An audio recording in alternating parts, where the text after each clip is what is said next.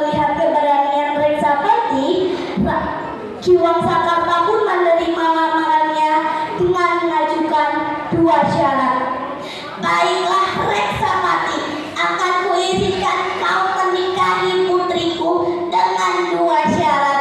Yang pertama, kau harus membuka hutan larangan menjadi perkampungan.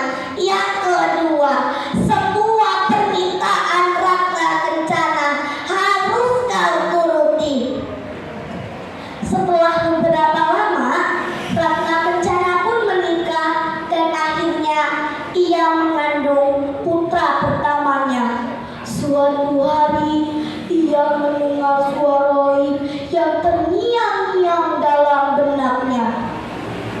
Hai Ratna Kencana, engkau, ayahmu, ibumu dan cabang bayimu ada dalam kuasaku.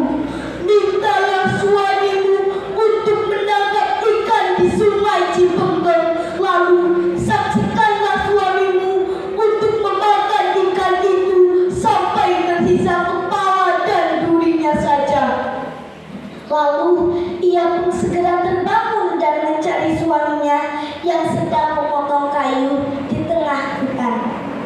Kakanda, Kakanda, aku ingin bicara penting kepadamu. Apa itu, Adinda? Tangkaplah ikan di sungai Cipenggeng, lalu akan aku bakar untukmu, Kanda. Tapi sejak tinggal di sini tidak pernah sekalipun aku mendapat ikan, Dinda.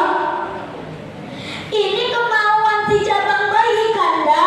Ingat sumpahmu kepada ayahanda. Reksapati tertegun karena diingat dengan sumpah itu. Ia pun mau menuruti kemauan Ratna Kencana. Ia pun pergi menangkap ikan di sungai Cipenggeng. Sudah berjam-jam ia menunggu, tak seekor ikan pun ia dapat. Lalu ia pun mengerahkan kesaktiannya.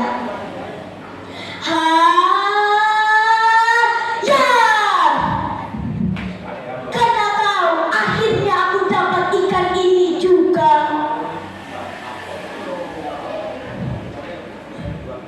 Pada saat yang bersamaan, Ibunda Ratna melihat kejadian itu. Betapa terkejutnya ia melihat Reksapati sedang menangkap ikan di sungai Cipenggeng. Lalu ia pun segera berlari untuk membangunkan Ki Wangsakarta. Ikan, ikan. Ada apa nih? Ada apa dengan ikan? Reksapati dan Ratna Kencana sedang menangkap ikan di sungai Cipenggeng. Entah apa yang akan mereka lakukan. Apa? Ki Wangsakarta tampak gusar dan cemas. Lalu ia pun berlari secepat kilat. Namun sesampai di sana semua sudah terlambat. Putri dan menantunya sudah memakan ikan itu sampai tersisa kepala dan durinya saja.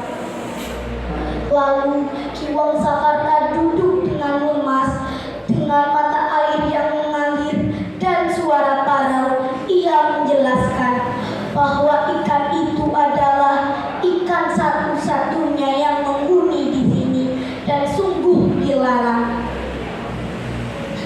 Bagi siapapun yang menangkap, membunuh dan memakannya, kelangsungan hidup ikan itu adalah kelangsungan hidup perkampungan. Dan sebaliknya, kematian ikan itu adalah bencana bagi perkampungan. Tiba-tiba suara Hai itu muncul kembali. Terkutuklah Ratna Kencana dan kalian semua, bencana akan melanda. Terkutuklah Ratna Kencana dan kalian semua, bencana akan melanda. Tiba-tiba kilat menyambar, petir menggelegar. Dar!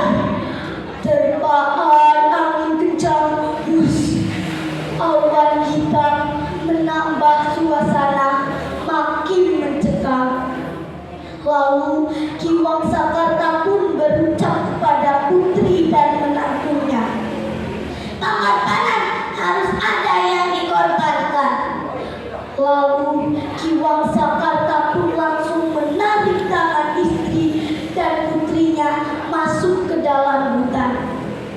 Dan Reksapati pun duduk bersimpu meminta pertolongan kepada Tuhan Yang Maha Esa.